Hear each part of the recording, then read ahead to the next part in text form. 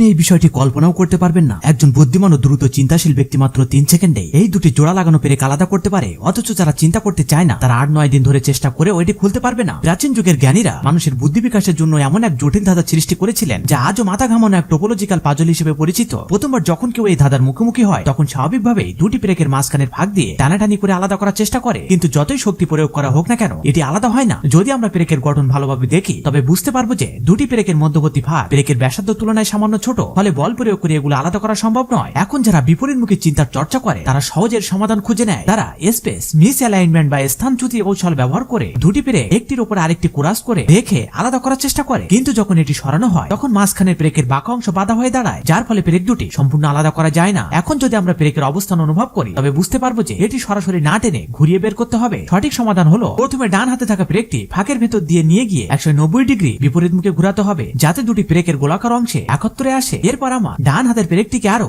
190 degree ঘুরিয়ে সামনের দিকে হালকা টেনে আনলে এটি সহজে খুলে যাবে। এখন কিছু লাইক সাবস্ক্রাইব পাওয়া যাবে কি?